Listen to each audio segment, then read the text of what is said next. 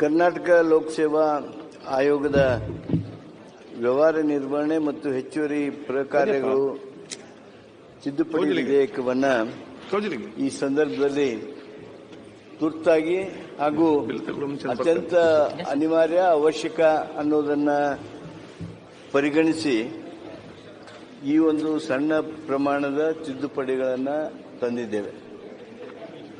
ಇದರಲ್ಲಿ ಇನ್ನೂ ಹೆಚ್ಚಿನ ತಿದ್ದುಪಡಿ ಸಾಧ್ಯ ಅನ್ನೋದ್ರ ಬಗ್ಗೆ ಸರ್ಕಾರ ಚಿಂತನೆ ಮಾಡ್ತಾ ಇದೆ. ಆದರೆ ಈಗೆಲ್ಲ ನಡೆದಿರ್ತಕ್ಕಂಥ ಒಂದು ವ್ಯವಸ್ಥೆಯ ಹಿನ್ನೆಲೆಯೊಳಗೆ ನಾವು ತಕ್ಷಣ ಈ ಲೋಕಸೇವಾ ಆಯೋಗಕ್ಕೆ ಒಂದು ರೀತಿ ಚಿಕಿತ್ಸೆ ನೀಡಬೇಕು ಅನ್ನುವಂಥ ಉದ್ದೇಶದಿಂದ ಚಿಕಿತ್ಸೆ, I will not say it is A major surgery, but it is now being treated.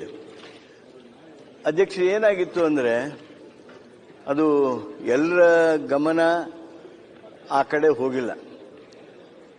Controller ಅಂದ್ರೆ ಯಾರು, ಜಾಯಿಂಟ್ ಕಂಟ್ರೋಲರ್ ಅಂದ್ರೆ ಯಾರು, ಅವರ ಅನುಪಸ್ಥಿತಿಯಲ್ಲಿ ಏನು ಸನ್ನಿವೇಶ ಸೃಷ್ಟಿಯಾಗುತ್ತೆ, ಅವಾಗ ಏನಾಗುತ್ತೆ, ಇವು ಸಹಿತ ಸಮಸ್ಯೆ ಆಗಿಬಿಟ್ಟಿದ್ದು.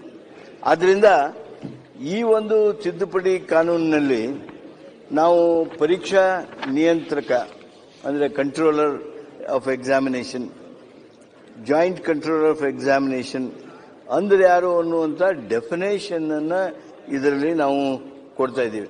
We have now defined the words controller of examination and joint controller of examination.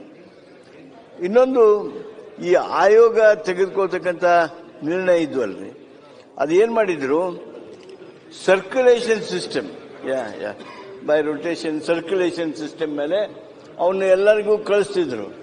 ಆದ್ರೆ ಒಬ್ರು 15 ದಿವಸ ಕಳಿಸ್ತಿದ್ದಿಲ್ಲ, ಒಂದು ತಿಂಗಳ ಕಳಿಸ್ತಿದ್ದಿಲ್ಲ, ತಮ್ಮ ಹತ್ರ ಇಟ್ಕೊಂಡು ಬಿಟ್ಟಿರ್ತಿದ್ರು. ಆಮೇಲೆ ಮ್ಯೂಚುವಲ್ ಮಾತಾಡ್ಕೊಳ್ಳೋದಕ್ಕೆ ಇವೆಲ್ಲವೂ ಬಹಳಷ್ಟು ಗೊಂದಲದ ವಾತಾವರಣವನ್ನ, ಅಪ್ರಾಮಾಣಿಕವಾಗಿರ್ತಕ್ಕಂಥ ನಡೆ ಮಾಡೋದಕ್ಕೆ ಅವಕಾಶ ಆಗ್ತಿತ್ತು.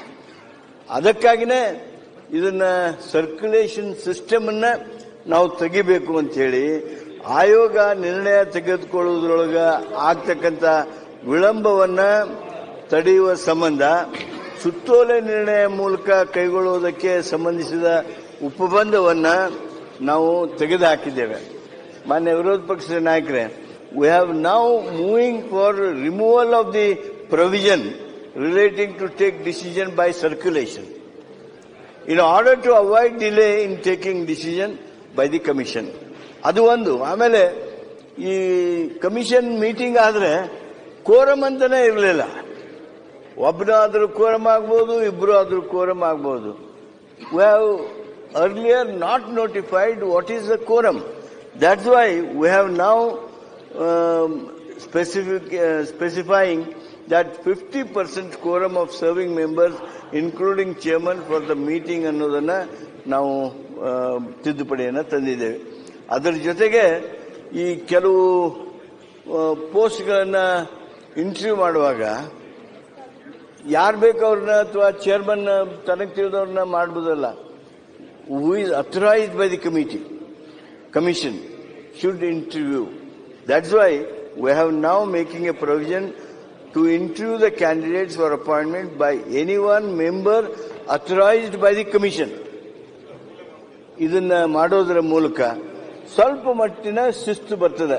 ಎಲ್ಲ ಶಿಸ್ತು ಬರ್ತದೆ ಅಂತ ಅನ್ನೋದಲ್ಲ, ಯಾಕಂದ್ರೆ ಮೋಸ್ಟ್ ಕಾಂಟ್ರವರ್ಷಿಯಲ್ ಬಾಡಿ ಅಂದ್ರೆ ಇವತ್ತು KPSC ಆಗಿದೆ. ಆ ಹಿನ್ನೆಲೆಯೊಳಗ ಈ ತಿದ್ದುಪಡಿಗಳನ್ನ ತಂದಿದ್ದೇವೆ. ಒಂದು 2-3 ಸಣ್ಣ ಕಾನ್ಸಿಕ್ವೆನ್ಷಿಯಲ್ ಪ್ರೊವಿಷನ್ಸ್ ಇವೆ. ಇದು ಒಟ್ಟು ಈ ಒಂದು ತಿದ್ದುಪಡಿಯ ಭಾವಾರ್ಥ. ಇದನ್ನ ತಾವು ಪಾಸ್ ಮಾಡಿಕೊಡ್ಬೇಕು ಅಂತೇಳಿ ತಮ್ಮಲ್ಲಿ ಕೇಳ್ತೇನೆ. ಇವಾಗೇನು ಸರ್ಕಾರ ಒಂದು ತಿದ್ದುಪಡಿನ ತಂದಿದೆ. By and large we are welcoming this amendment.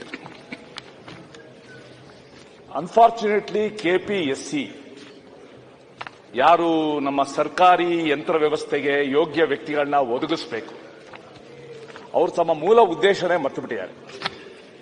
I am sorry to say, citizens in general, youths in particular, term KPSC as the fountain of corruption.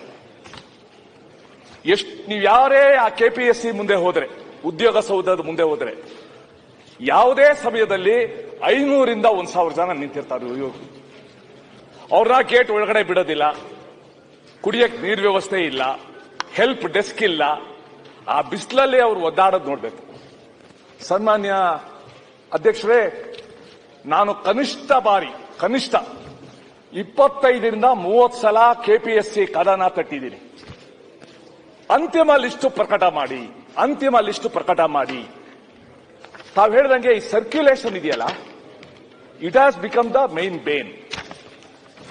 ಅವರು ಹೋಗ್ತಾರೆ ಮೆಂಬರ್ ಹತ್ರ, ಆ ಮೆಂಬರು ತನ್ಗಿಷ್ಟ ಇರೋಷ್ಟು ಸಮಯ ಇಟ್ಕೊಳ್ತಾರೆ. ಅದು 15 ದಿವಸ ಆಗ್ಬೋದು, 3 ತಿಂಗಳಾಗ್ಬೋದು. ಸರ್, ದೇರ್ ಆಲ್, ನನ್ ಗೊತ್ತಿರೋ ಪ್ರಕಾರ equal high court judges. Every day they should come to the office. Vehicle ಕೊಟ್ಟಿದ್ದೀವಿ. ಅರೆ ಏನ್ ಪ್ರಾಬ್ಲಮ್ ಅಂದ್ರೆ ಹೊಟ್ಟೆ ತುಂಬಿದ್ದ ಜನ. ಅವರು ಆ ಹೊಟ್ಟೆ ಹಸ್ತವಾಗಿದ್ದಾನಲ್ಲ ಯುವಕ, ಆಕಾಂಕ್ಷಿ, ಅವನ ಅಳಲೇ ಗೊತ್ತಾಗೋದಿಲ್ಲ. ಅವ್ರಿಗೆ ತಂಪಾಡಿ ತಾವು ಕೂತಿರ್ತಾರೆ. ಆ ಹುಡುಗರನ್ನ ಮಾತು ಆಡಿಸೋದಿಲ್ಲ. ಸನ್ಮಾನ್ಯ ಅಧ್ಯಕ್ಷರೇ, ಆಂಧ್ರ ಪ್ರದೇಶದ ಮುಖ್ಯಮಂತ್ರಿ ಚಂದ್ರಬಾಬು ನಾಯ್ಡು ಈಗ ಮೊದಲು ಚೀಫ್ ಮಿನಿಸ್ಟರ್ ಆಗಿದ್ದಾಗ ಒಂದು ಮಾತು ಹೇಳಿದ್ರು, any governance should be A smart governance ಅಂತ. SMART. What is that